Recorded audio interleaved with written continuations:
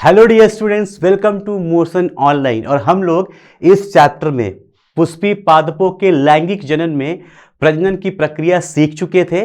और हमने ये भी सीख लिया था कि प्रजनन के बाद जो पुष्प है वो फल में, और पुष्प के अंदर जो उसके अंडाशय के अंदर बीजांड था वो बीज में परिवर्तित हो चुका है, जहां पे जाइगोट बन गया है। यहां पे क्या बन गया है? युग्मनज बन गया है। क्लियर बच्चे? आज हम सीखेंगे उसके आगे की क्या कहानी है, आगे का क्या प्रोसेस है। तो चलिए शुरू करते हैं भ्रूण के बारे में कि भ्रूण का विकास कैसे होता है। राइट? तो आज हम लोग पढ़ेंगे बच्चे भ्रूण एवं भ्रूणपोष का विकास।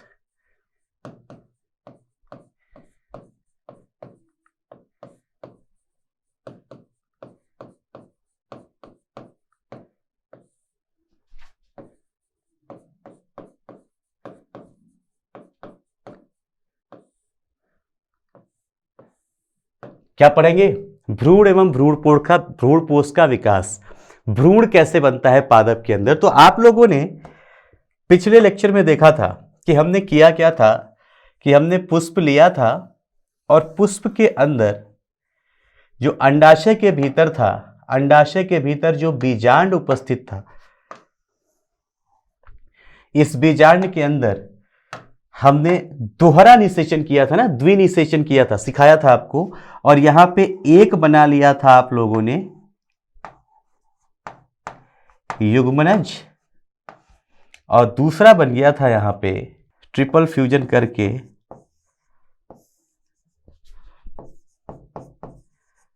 प्राथमिक भ्रूणपोष केंद्रक।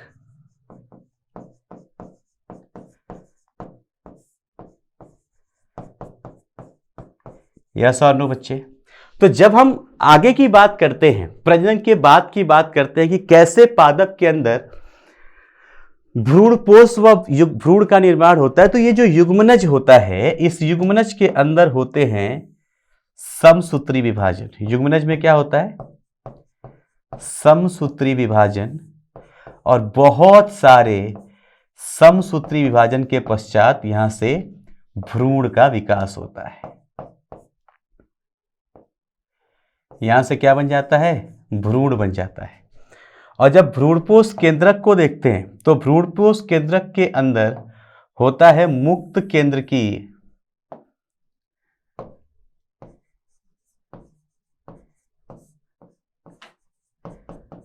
मुक्त केंद्रकीय विभाजन मतलब यहां पे सिर्फ केंद्रक का विभाजन हो रहा है, यहां पे कोशाद्रव्य का विभाजन नहीं हो रहा।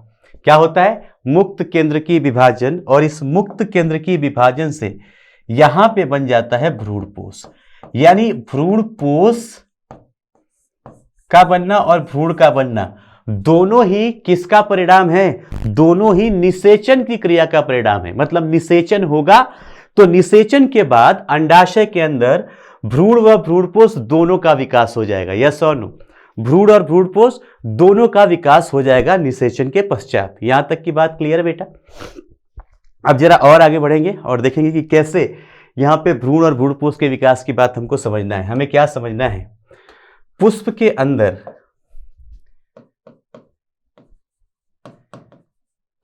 पुष्प में पहले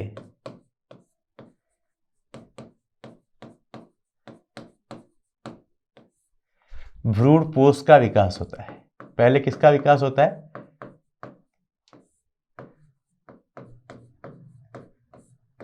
पहले भ्रूणपोष का विकास होता है तथा बाद में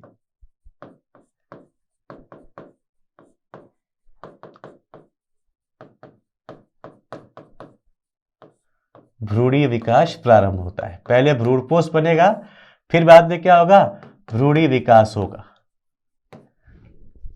समझेंगे क्यों? हमने इसका नाम क्या बोला है बेटा? हमने इसका नाम क्या बोला है? भ्रूणपोष। जो भ्रूण को पोषण देता है। यस और नो?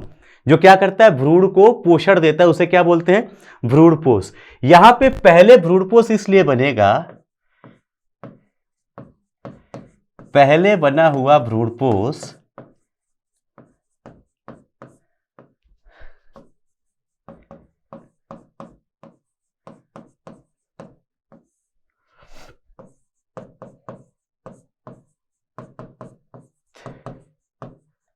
बाद में बनने वाले भ्रूण को पोषण प्रदान करता है। ये क्या करता है? पोषण प्रदान करता है। इसका नाम ही इसीलिए पड़ा है बच्चे, क्या?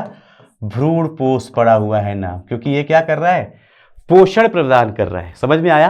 ये क्या कर रहा है? पोषण प्रदान कर रहा है। किसको? जो भ्रूण बना है उसके अंदर, उसको। अब इस भ्रूण को, जो भ्रूण यहां पे बना हुआ है, उस भ्रूण को पोषण दे रहा है भ्रूण पोष, और इससे पोषण लेके जो युग्मनज है, उस युग्मनज से भ्रूण का विकास शुरू होगा। और भ्रूण कैसे कैसे बनता है, आइए आपको दिखाता हूं भ्रूणी विकास का क्रम। जरा समझिएगा।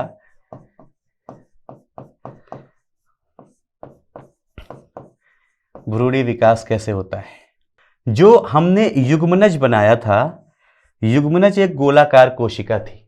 कैसी थी? गोलाकार कोशिका थी। इस गोलाकार युग्मनज से पहले इसका विभाजन होता है। पहले यह गोलाकार कोशिका, एक कोशिकी रचना है। ये क्या है? ये है युग्मनज, जो क्या है? एक कोशिकीय संरचना। और हमने क्या बोला था कि यहां पे क्या होने वाला है? यहां पे क्या होने वाला है? यहां पे होने वाला है समसूत्री विभाजन। तो जैसे ही इसके अंदर समसूत्री विभाजन शुरू होता है, तो बहुत सारी कोशिकाएं बनना शुरू हो जाएंगी। यस और नो? बहुत सारी कोशिकाएं बनना शुरू हो जाएंगी। एक बार विभाजन हुआ, एक कोशिका से द्विकोशिकी, दो कोशिका का बनता है। फिर कोशिका का पूरा क्या हो जाता है? झुंड लग जाता है। वहां पे बहुत ज्यादा कोशिकाएं बन जाएगी। तो एक से पहले क्या होता है? ऐसे बहुत सारी कोशिकाओं का समूह बनेगा। आपके एनसीईआरटी, आपकी किताब वाला समझाता हूं। पहले ये बनता है द्विकोशिकी, ऐसे दो कोशिकाओं का। फिर दो कोशिकाओं से, यहां से मैं संरचना नहीं बना रहा हूं, आपके पुस्तक में बना हुआ है बच्चों संरचना। यहां पे हमें क्रम याद रखना होता है कि किसके बाद कौन सा बना। यहां से समसूत्री से पहले ये द्वितीय दो कोशिकाओं का बना, द्विकोशिकी। द्विकोशिकी के बाद एक कोशिकाओं का पूरा समूह बनता है, और वो जो भ्रूण कहलाता है वो कहलाता है गोलाकार भ्रूण। देखते रहेंगे, क्रम आपको याद रखना है। गोलाकार भ्रूण, यहां पे होता क्या है? गोलाकार भ्रूण की अगर संरचना बनाऊं तो यहां पे कुछ ऐसा, एक कोशिका यहां पे है, यहां पे बहुत सी कोशिकाएं, आपके पुस्तक में चिन्ह दे रखा है इनका, और फिर यहां पे बहुत सारी कोशिकाएं। इसे क्या बोलते हैं हम लोग? गोलाकार भ्रूण। गोलाकार भ्रूण से फिर यह परिवर्तित होता है हृदयाकार में। किसमें? हृदयाकार भ्रूण में। और हृदयाकार भ्रूण के पश्चात ये एक परिपक्व भ्रूण बनता है। क्या बनता है? एक परिपक्व भ्रूण का निर्माण होता है। युग्मनज, एक कोशिकी, युग्मनज से द्विकोशिकी, द्विकोशिकी से गोलाकार, गोलाकार से हृदयाकार, और हृदयाकार से तब जाके परिपक्व भ्रूण बनता है। तो हम लोग सीधे, हम लोगों को क्या पढ़ना होता है? हमें एक तो ये पता होना चाहिए कि कौन से क्रम में क्या बनता है। पहले गोलाकार, फिर हृदयाकार, फिर परिपक्व। और फिर यह सीखना होता है कि परिपक्व भ्रूण में क्या क्या चीजें हैं, कि परिपक्व भ्रूण के अंदर क्या पाया जाता है, यह हमें सीखना पड़ता है दूसरे नंबर पे। ठीक है बच्चे, कि इस परिपक्व भ्रूण के अंदर क्या क्या संरचनाएं हैं। तो आइए जरा देखते हैं कि इस परिपक्व भ्रूण में क्या क्या चीजें पाई जाती हैं। जब भी आप भ्रूण की बात करते हो, जब भी हम किसकी बात करते हैं बच्चे? भ्रूण की बात करते हैं, तो एक भ्रूण में क्या क्या संरचनाएं होती हैं, जरा इसको समझने की कोशिश करते हैं। भ्रूण में क्या क्या संरचनाएं होती हैं, इसको जरा समझने की कोशिश करते हैं। जब भी हम एक भ्रूण की बात करते हैं, इस भ्रूण के अंदर सबसे पहले पाया जाता है एक भ्रूणी अक्ष। क्या होता है? एक परिपक्व भ्रूण में एक भ्रूणी अक्ष होता है, और उस भ्रूणी अक्ष के साथ लगे होते हैं बीज पत्र। उस भ्रूणी अक्ष के साथ क्या लगे रहते हैं? बीज पत्र। तो भ्रूण के साथ क्या है, जरा देखिएगा। भ्रूण के अंदर दो चीजें हैं, एक है भ्रूणी अक्ष,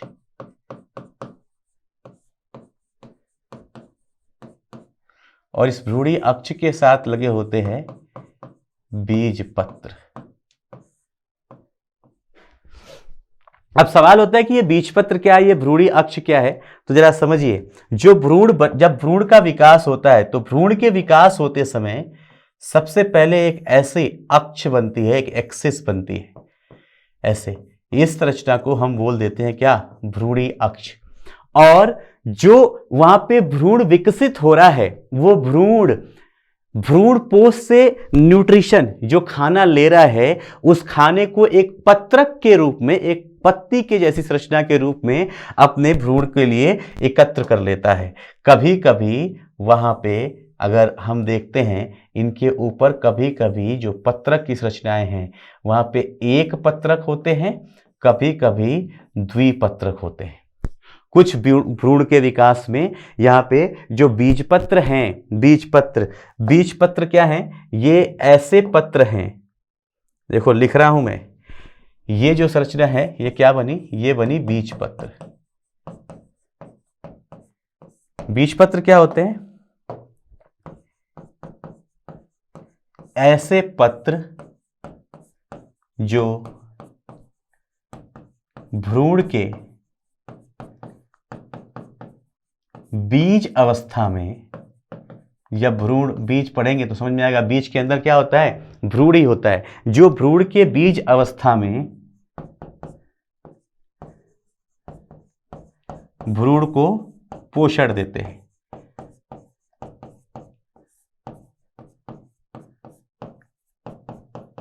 जो भ्रूण को क्या करते हैं, पोषण देते हैं, उन्हें हम क्या कहते हैं, बीजपत्र। और ये जो हिस्सा हो गया बच्चे, ये हो गया आपका भ्रूणी अक्ष।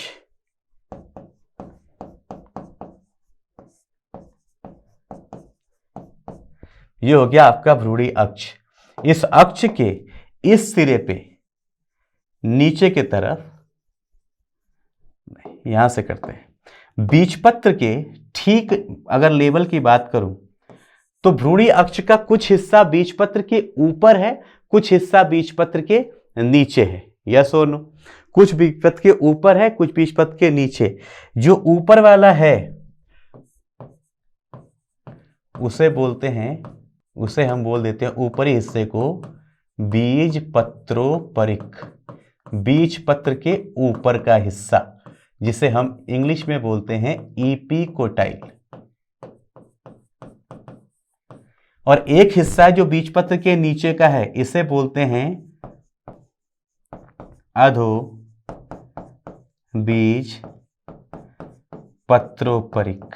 क्या बोलते हैं इसे, अधो बीज पत्रोपरिक, जिसे हम बोलते हैं हाइपोकोटाइल।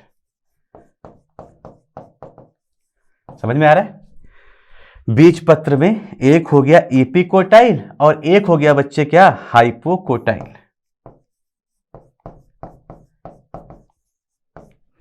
एपिकोटाइल और हाइपोकोटाइल, ध्यान से सुनना। कुछ भ्रूण ऐसे हैं जिनमें बीजपत्र तो सभी भ्रूण में पाया जाता है, लेकिन मैंने यहां पे दो बनाया है। मैंने क्या किया है, दो बनाया है। कुछ भ्रूण ऐसे हैं जिनके अंदर बीजपत्रों की संख्या अलग अलग होती है।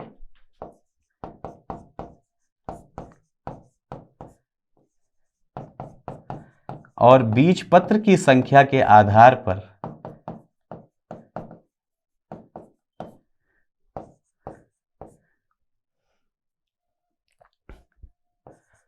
पादप दो भाग में बांट दिए जाते हैं, दो भागों में बांटे जाते हैं कि पादपों के अंदर कितने बीजपत्र बन रहे हैं। कितने भाग में बांटे जाते हैं, दो भागों में बांटे जाते हैं। अगर किसी पादप में एक बीजपत्र बन रहा है, किसी पादप के अंदर एक बीजपत्र बन रहा है, अगर बीजपत्र की संख्या एक है तो इसे बोलते हैं एक बीजपत्री पादप। इसे क्या बोलते हैं, एक बीजपत्री। कहीं पे दो बन रहा है तो इसे क्या कहते हैं, द्विबीजपत्री। क्लियर है बच्चे, एक बीजपत्री और द्विबीजपत्री। बीजपत्र के आधार पे इस तरीके से बांटा जाता है। स्पष्ट है। थोड़ी सी बात और करेंगे। यहां पे जो बीजपत्र है, एक बीजपत्री पादप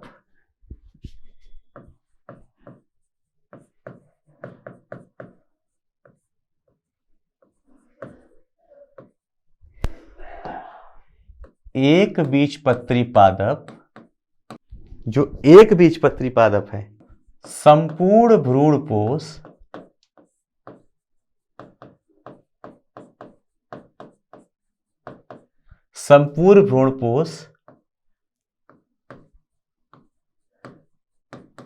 नहीं, संपूर्ण भ्रूणपोष उपयोग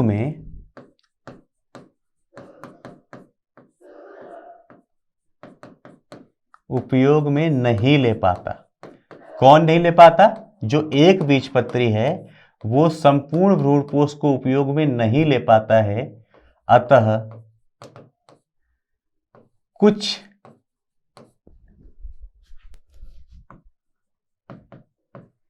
भ्रूणपोष अवशेष रह जाता है।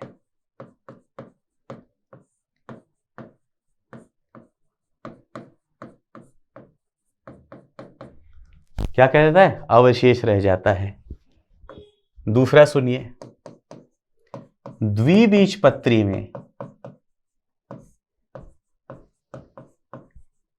द्विबीजपत्री पादप संपूर्ण भ्रूणपोष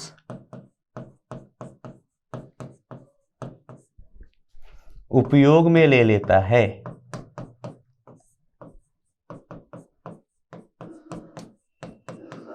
क्या करता है ये? संपूर्ण भ्रूणपोष उपयोग में ले लेता है, अतः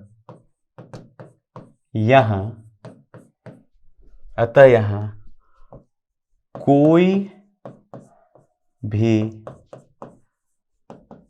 भ्रूणपोष शेष नहीं बचता।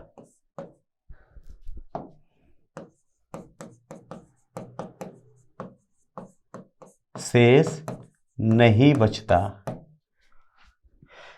है, यहां पे कोई भी भ्रूणपोष शेष नहीं बचता है। अब देखना, अब मेन बात आपको सीखना है कि खाना इस भ्रूण को कहां से मिलेगा। इस खाने को इस भ्रूण के अंदर दो हिस्से है ना, भ्रूणी अक्ष और बीजपत्र। भ्रूण का जो मुख्य भाग है वो भ्रूणी अक्ष है।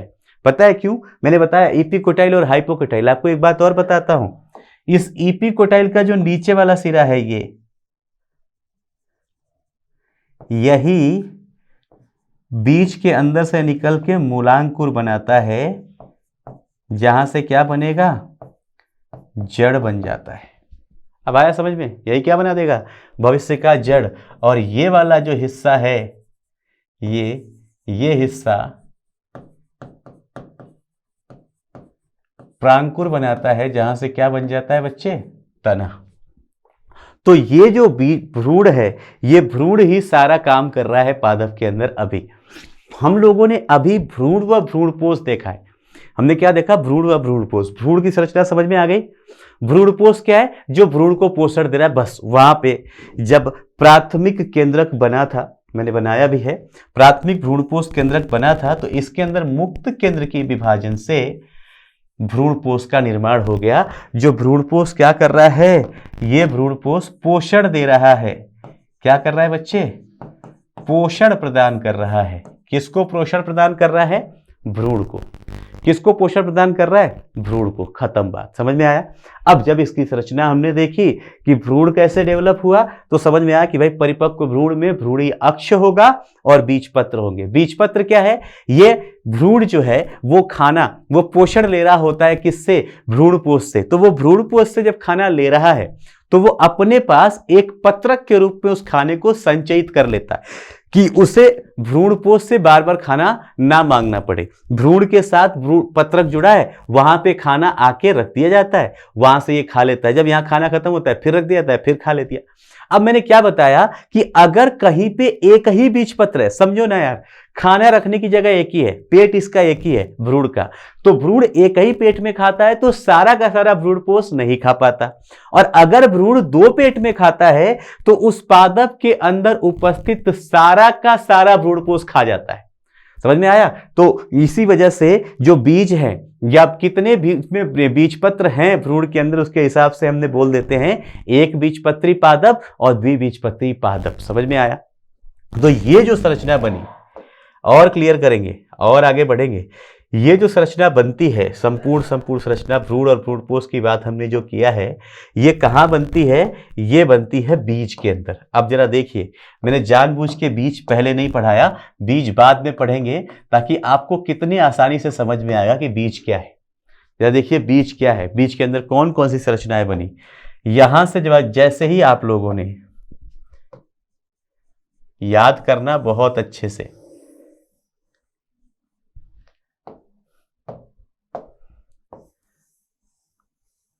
ये रहा, यहां पे आप लोगों ने अब क्या बना लिया है? यहां पे आपने बना लिया भ्रूण। समझने की पूरी कोशिश करना बच्चे। यहां पे क्या हो गया? भ्रूण। अब भ्रूण मान लो, भ्रूण के अंदर ये भ्रूणपोष होता है। ये क्या होता है? भ्रूणपोष। ये बचा या नहीं बचा, इस भ्रूण ने कितना इस्तेमाल किया उसकी बात अलग है। ये क्या हो गया? ये हो गया पूरा का पूरा भ्रूण। हम क्लियर बच्चे? ये है भ्रूणपोष। और अगर आप लोगों को याद है, बड़े अच्छे से मैंने सिखाया था, तो आप लोग समझ रहे हैं कि ये जो संरचना है ना, यही संरचना किसमें परिवर्तित होती है?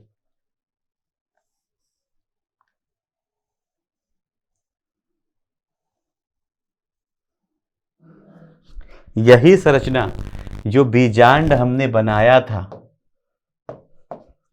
जो बीजांड हमने बनाया था, वो बीजांड ही क्या बना ले रहा है? बीज बना लेता है। हमने बात कर लिया इसके बारे में, याद आ रहा है? और ये जो संरचना है, ये वाली, ये परिवर्तित हो जाती है पूरे के पूरे फल के अंदर। कल बताया था, इसीलिए फल के अंदर क्या है? बीज पाया जाता है पुष्पीय पादपों में, क्योंकि वहां पे बीजांड है जो बीज में परिवर्तित हो रहा है। यानी अपने आप हम समझ गए कि अच्छा बीज और कुछ नहीं है। यस और नो? बीज और कुछ नहीं है, बीज बस एक रचना है। बीज और कुछ नहीं है, बीज एक रचना है जिसके अंदर क्या होंगे? भ्रूण और भ्रूणपोष होंगे। यस और नो? देखो यहां से, बीज के अंदर ही क्या बनेंगे? भ्रूण और भ्रूणपोष। ये कहां पाए जाएंगे? बीज के अंदर। तो बीज क्या है अब? तो बीज क्या हुआ अब? बीज एक, अब बीज के बारे में हम बात कर रहे हैं। बीज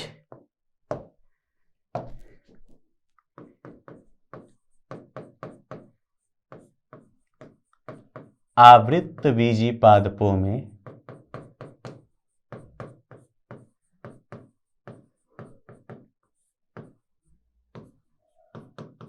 बीज क्या है? बीज आवृत्त बीजी पादपों में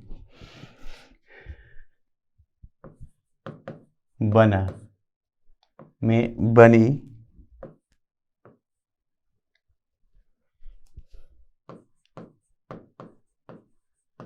संरचना है जो अंडाशय के भीतर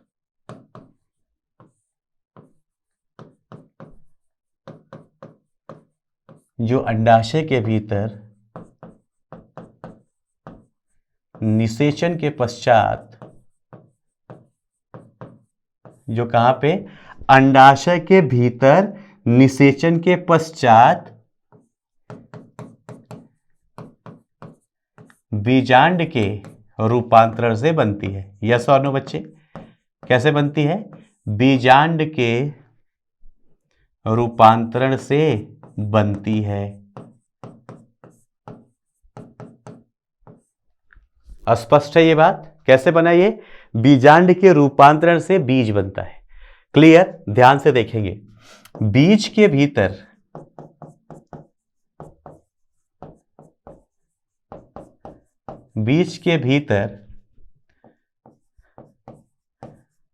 पादप का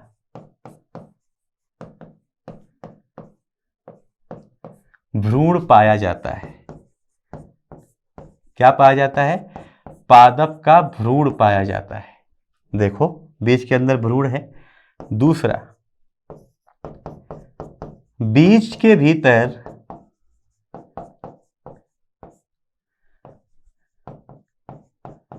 भ्रूणपोष पाया भी जा सकता है,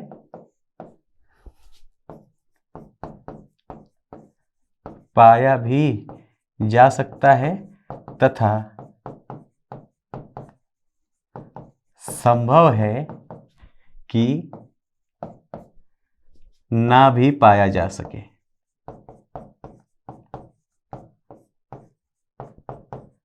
क्या संभव है? पाया भी जा सकता है और यह भी संभव है कि ना पाया जा सके। मतलब भ्रूणपोष बीज के अंदर हो भी सकता है, नहीं भी हो सकता है। स्पष्ट है? बीज के अंदर भ्रूणपोष हो भी सकता है, नहीं भी हो सकता है। यह पाया भी जा सकता है और हो सकता है ना भी पाया जा सके।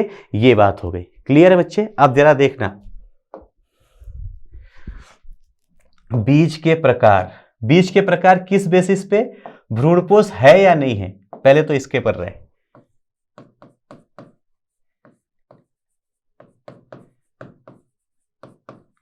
बीज के प्रकार। बीज को, या एक काम करते हैं, बीज की संरचना पढ़ लें। पहले संरचना पढ़ लेते हैं, फिर प्रकार पढ़ेंगे। बीज की संरचना।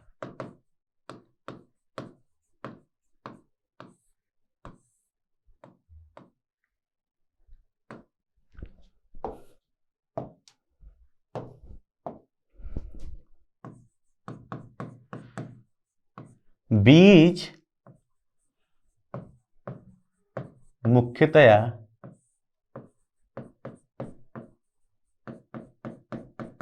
दो भागों से मिलकर बना है।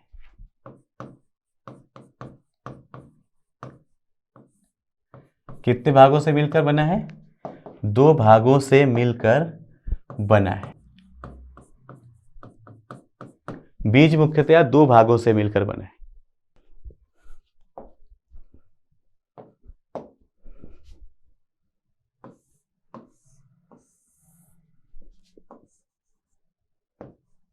पहला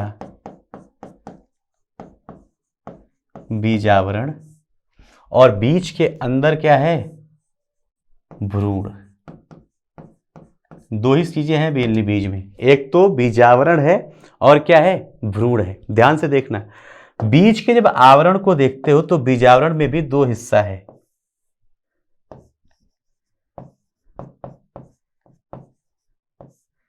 बाह्य आवरण, जिसे हम लोग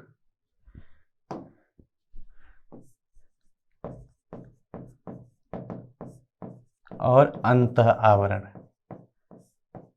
बीज के दो सिरे होते हैं, दो से हैं, बाह्य आवरण और अंतः आवरण। बीजावरण को हम लोग बीज चोल भी बोलते हैं, है ना? बीज चोल भी बोल देते हैं। इसलिए हम बोल सकते हैं बाह्य बीज चोल, अंतः बीज चोल, ऐसा भी बोल सकते हैं ना। बाह्य बीज चोल, अंतः बीज चोल। बीज के दो आवरण हो गए। क्लियर है? बाह्य आवरण, अंतः आवरण। स्पष्ट है बेटा? बाहर वाला जो आवरण होता है बीज का, वो जनरली मोटा होता है, मांसल होता है।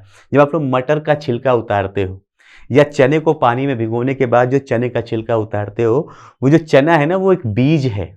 चना क्या है? एक बीज है। जब आप छिलका उतार रहे हो उसका, तो आप उसके बीजावरण को हटा रहे हो। आप क्या कर रहे हो? उसके बीजावरण को हटा रहे हो। और उसके अंदर क्या है? उसके अंदर भी एक आवरण होता है जो पतली झिल्ली के जैसा होता है। अगर आप लोगों ने बहुत सारे बीज देखे हैं, जैसे सरसों का जब हम बीज निकालते हैं तो सरसों के ऊपर वाला हिस्सा जब निकल जाता है तो उसके अंदर एक झिल्ली जैसी, कागज जैसी संरचना होती है।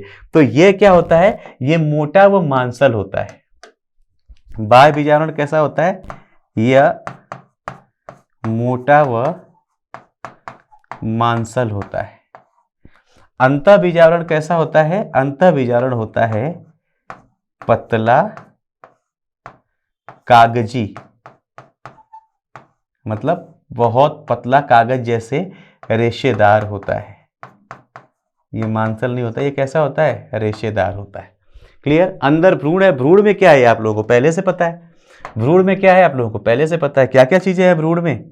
जरा भ्रूण की बात करते हैं। इसमें दो चीजें थी सर। एक तो थी भ्रूणीय अक्ष। नहीं, यहाँ पे एक चीज आपको सीखना है, इसीलिए मैं फिर से लिखना पड़ेगा मुझे। भ्रूणीय अक्ष और यहाँ पे है बीज पत्र।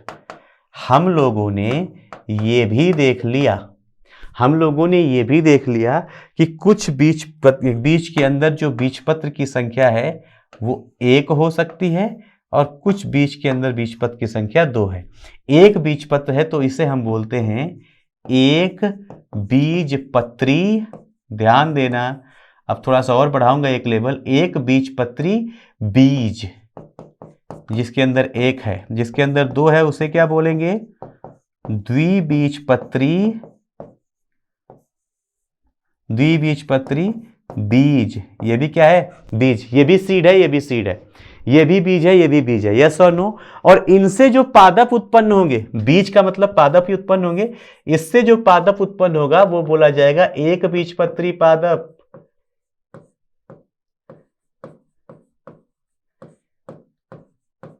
अब समझ में आया भ्रूण से बीज का और बीज से पादप का क्या कनेक्शन है? इससे जो बनेगा बच्चे उसे बोल देते हैं द्विबीजपत्री पादप। स्पष्ट है? स्पष्ट है बेटा ये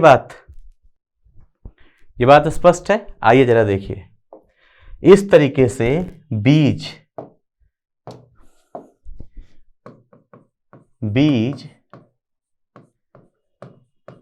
सामान्यतया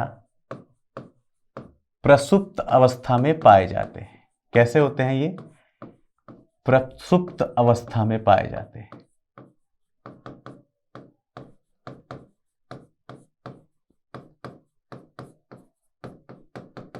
बीज कैसा है भैया? प्रसुप्त अवस्था में, सुसुप्त अवस्था में पाया जाता है। जब इसके लिए अनुकूल समय आएगा,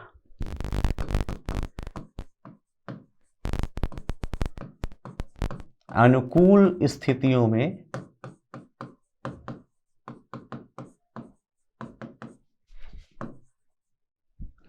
जमीन के अंदर, अनुकूल परिस्थितियों में जमीन के अंदर से ये नए पादप का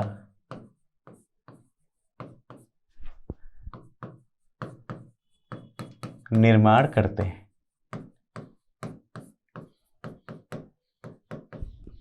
बीज सामान्यतः प्रसुप्त अवस्था में पाए जाते हैं। कब? जब प्रतिकूल परिस्थिति होती है।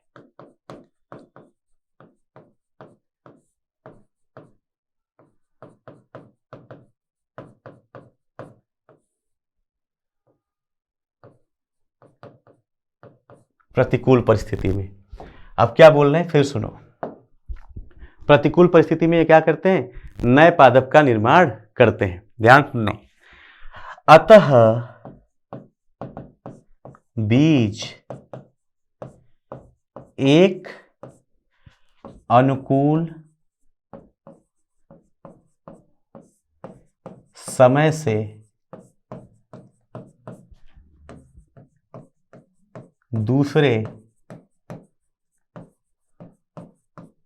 अनुकूल समय तक भ्रूण को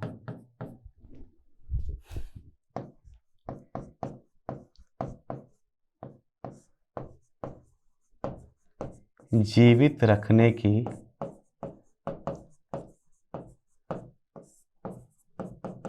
संरचना है। स्पष्ट है? जब भी आप बीज देखेंगे तो आपको ऐसी संरचना देखने को मिलती है। हमने बीजांड का याद करेंगे आप लोग, बीजांड वृंत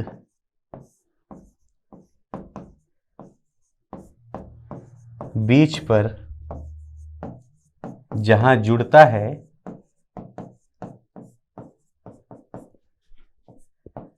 वहां एक खांच पाया जाता है,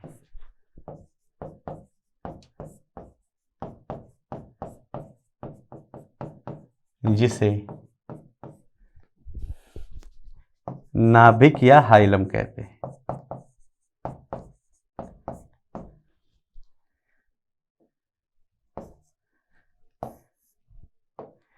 इसे नाभिक या हाइलम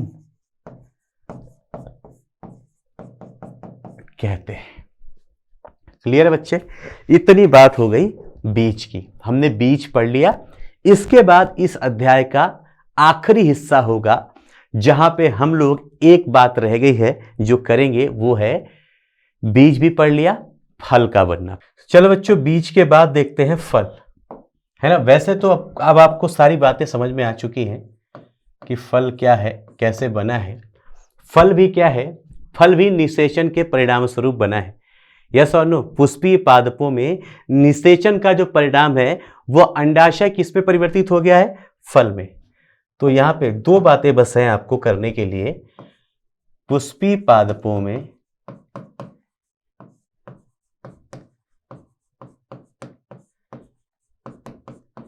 निषेचन के पश्चात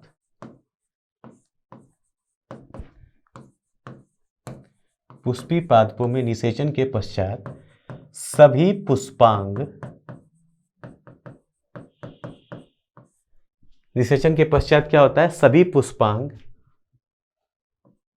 अपभ्रष्ट हो जाते हैं। सभी के सभी क्या हो जाते हैं? खत्म हो जाते हैं, अपभ्रष्ट हो जाते हैं।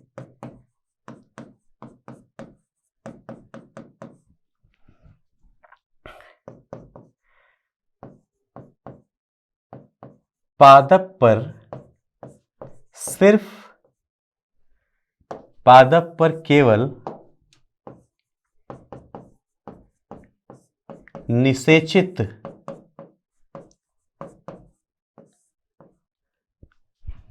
जायांग रह जाते हैं। पादप पे सिर्फ क्या रह जाते हैं? निषेचित जायांग रह जाते हैं। सभी पुष्पांग क्या हो गए? निकल गए, निषेचित जायांग रह गए। कहने का मतलब है कि अगर ये पुष्पासन बनाया हमने और यहां पे इस पुष्पासन के ऊपर हमने कहा कि ये जायांग है, बाकी सारे हिस्से पुंकेसर खत्म, पादप के जो कलरफुल पार्ट थे खत्म, पादप के अंदर जो ग्रीन लीफी स्ट्रक्चर थे खत्म, सब गायब। निषेचन के पहले पुष्प ऐसा होता है, निषेचन के बाद पुष्प कैसा होता है वो देख लिए। निषेचन के बाद इस पे सिर्फ आपको क्या दिख रहा है? ये जायांग दिख रहा है। आपको समझ में आ रहा है? सिर्फ जायांग, बाकी सब अपभ्रष्ट। अपभ्रष्ट का मतलब यहां से गिर गए, ये खत्म, बाकी सब क्या हो गया? यहां से खत्म, सिर्फ ये रह गया। और ये हिस्सा पादप पे निश्चित जायांग रह जाते हैं। निषेचन के पश्चात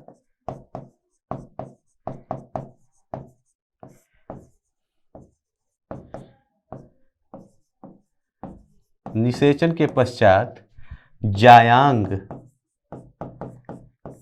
का आधारीय भाग, जायांग का जो आधारीय भाग है जिसे हम क्या बोलते हैं? अंडाशय,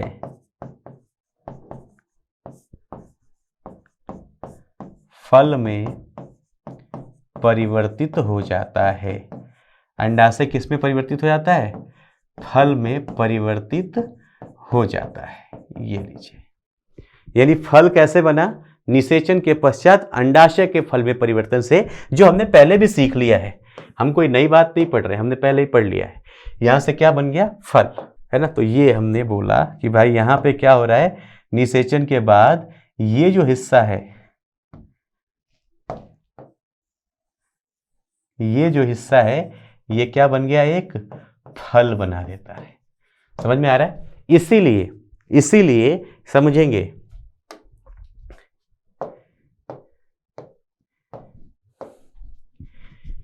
इसी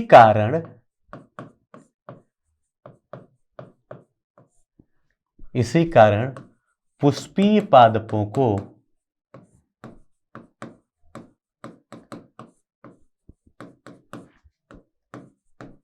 आवृत्तबीजी पादप भी कहा जाता है। पुष्पीय पादप को क्या कहा जाता है? आवृत्तबीजी पादप भी कहा जाता है, क्योंकि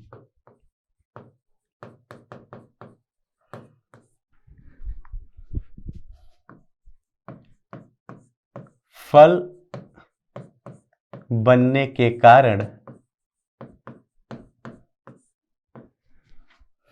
बीज हमेशा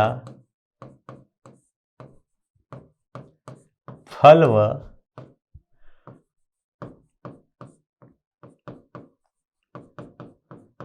फल भित्ति से आच्छादित रहते हैं।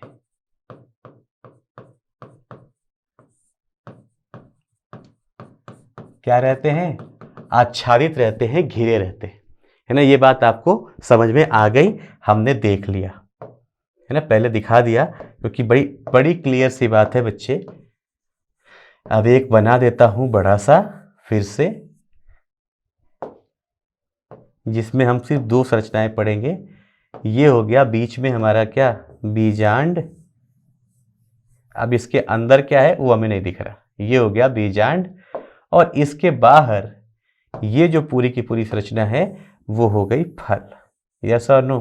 तो हमेशा जो बीज पाए जाते हैं वो कहाँ पाए जाते हैं? इसी वजह से फल के अंदर।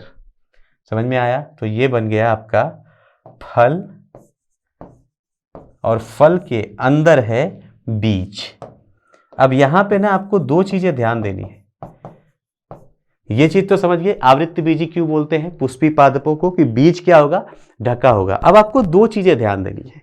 कुछ पुष्प ऐसे भी तो थे, या ऐसे भी हो सकते हैं जिन पे जायांग की जो संख्या है वो 1 से ज्यादा हो।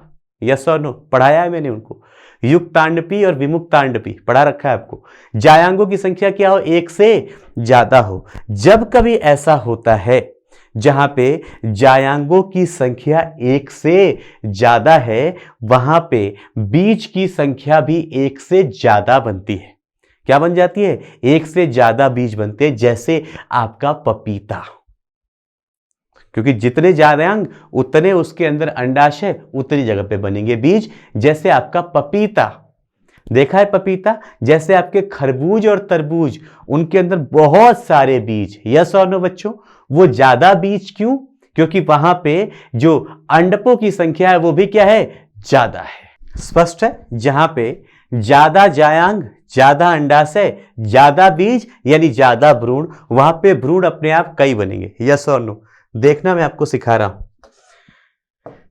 जिस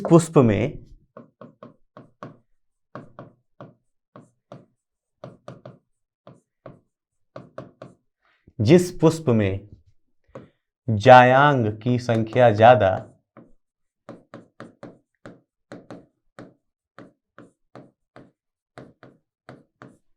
वहां बीज भी ज्यादा संख्या में बनते हैं।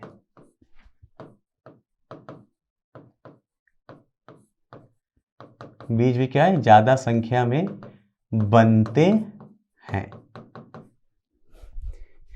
जब बीज ज्यादा संख्या में बनेंगे, बीज ज्यादा संख्या में बनते हैं, अतः वहां भ्रूण भी ज्यादा संख्या में होती है। क्योंकि बीज के अंदर भ्रूण है, भ्रूण भी क्या होते हैं, ज्यादा संख्या में होते हैं।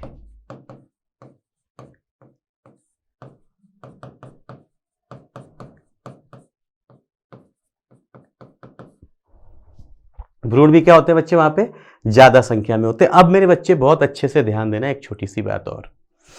जब इसके अंदर भ्रूण ज्यादा संख्या में, तो इसे हम बहुभ्रूणता बोल दें? नहीं बोलते हैं बहुभ्रूणता, इसे हम बहुभ्रूणता नहीं बोलते हैं। तो फिर बहुभ्रूणता क्या होती है, ये अब सीखिए क्या होती है बहुभ्रूणता। बड़ा इंपॉर्टेंट है। यहां पे उदाहरण के लिए, जैसे पपीता, बीज ज्यादा है उसमें, यस और नो? जैसे पपीता, जैसे खरबूज। बहुभ्रूणता क्या होती है? बीजांड के भीतर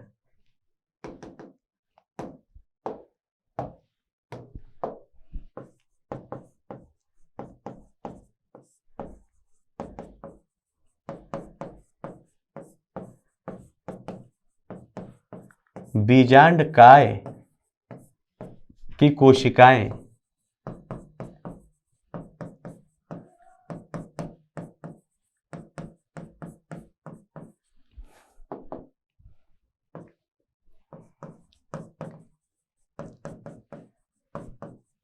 विभाजित होकर भ्रूण को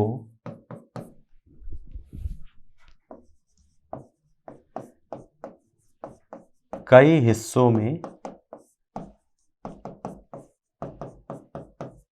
बांट देती है, जिससे बहुभ्रूणता कहते हैं। बहुभ्रूणता बहुत सारा भ्रूण अलग अलग होना नहीं है, एक ही भ्रूण कई हिस्से में टूट जाए वो है बहुभ्रूणता कहते हैं। यहां पे देखो कहानी क्या है, ये और ये हो गया बीजांड। बीजांड के चारों तरफ क्या है, न्यूक्लियस की सेल, और यहाँ पे बनेगा भ्रूण। अब मैं क्या बोल रहा हूँ कि ये न्यूक्लियस की सेल विभाजित होके इस भ्रूण को क्या करें, ऐसे छोटे छोटे टुकड़ों में तोड़ दें। अगर मैं ऐसा जो बना रहा हूँ, ये अगर आप याद करोगे तो आपको नींबू में दिखता है, संतरे में दिखता है, याद आ रहा है, संतरे में देखते हैं ना, सफ़ेद सी लाइन एक बीच में होती है और इसके अंदर कुछ है, इसके अंदर कुछ, ये इस हिस्से को, यहाँ पे एक भ्रूण था, वो न्यूक्लियस की सेल जो है वो डिवाइड होके इसके अंदर घुस गई और भ्रूण को छोटे छोटे टुकड़ों में तोड़ दी। इसे बहुभ्रूणता कहते हैं, जैसे नींबू और संतरा।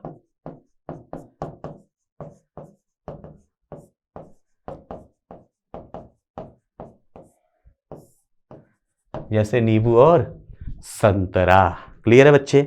कभी कभी पादपों के अंदर फल बिना निषेचन के भी बन जाते हैं।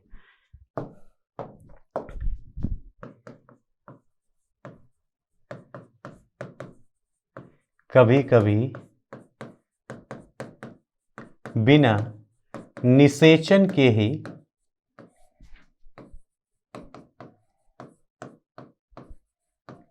फल बन जाते हैं।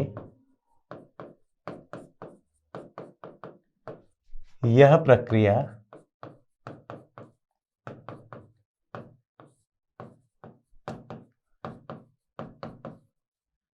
अनिषेक फलन कहलाती है। यह प्रक्रिया क्या कहलाती है, अनिषेक फलन कहलाती है। इस प्रक्रिया को क्या कहते हैं, अनिषेक फलन। लेकिन अनिषेक फलन जैसे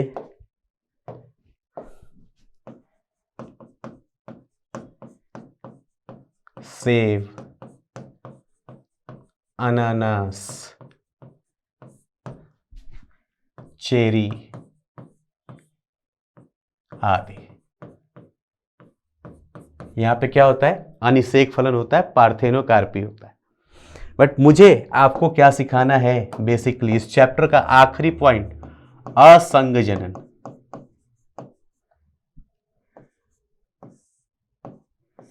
असंग जनन। असंग जनन क्या है, बिना निषेचन के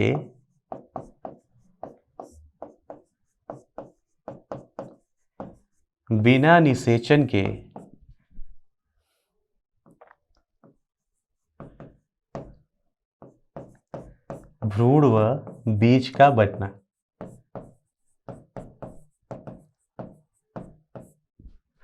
असंग जनन कहलाता है। समझ में आ रहा है, जनन नहीं हो रहा है यहां पे, दोनों साथ साथ नहीं आ रहे, नर व मादा, यहां पे सिर्फ क्या हो रहा है, असंग जनन कहलाता है। यह क्या होता है, कुछ पुष्पों में जायांग बिना निषेचन ही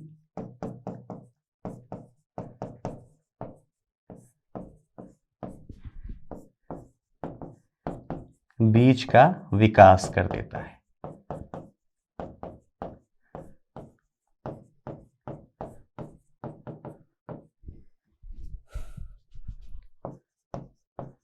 असंग जननी बीज कहलाता है, एपोमिक्टिक सीड।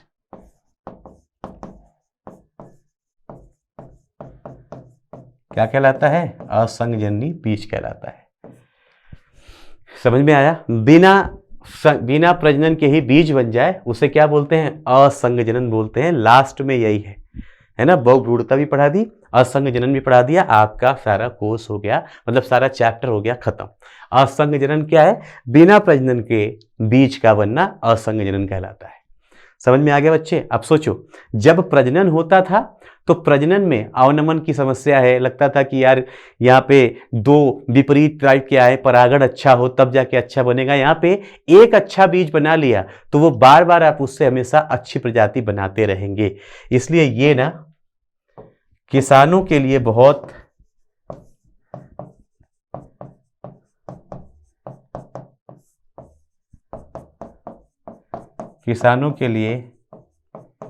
अति उपयोगी विधि।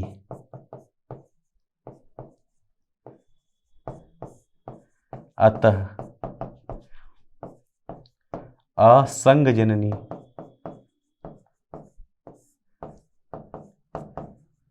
बीज कृषि का भविष्य है। ये क्या है? कृषि का भविष्य है, क्योंकि यहाँ पे फिर परागण की चिंता नहीं, फिर आपको ये भी चिंता नहीं कि अंतः प्रजनन अवनमन हो जाएगा। एक बार बीज बन गया, उस बीज को किसान बार बार खेत में इस्तेमाल करते रहेंगे, नहीं तो उन्हें हर साल खेतों में दुकान पे जाके और बढ़िया संकर बीज लाना पड़ता है। यहाँ पे एक बार बीज बन गया, उसी से चलता रहेगा। ठीक है बच्चों, तो इसी के साथ हमारा ये दूसरा चैप्टर खत्म हो गया है। मिलते हैं बेटा बहुत जल्द तीसरे चैप्टर के साथ। Till then, God please take care, have fun. आशा करता हूं हमारे टॉप एजुकेटर का यह लेक्चर आपको पसंद आया होगा। अगर पसंद आया है तो वीडियो को लाइक करिए, चैनल को सब्सक्राइब करिए और शेयर भी करिए, क्योंकि ज्ञान बांटने से बढ़ता है और सही बताऊं तो पुण्य भी मिलता है। मुझे सुनने के लिए बहुत बहुत धन्यवाद। Thank you.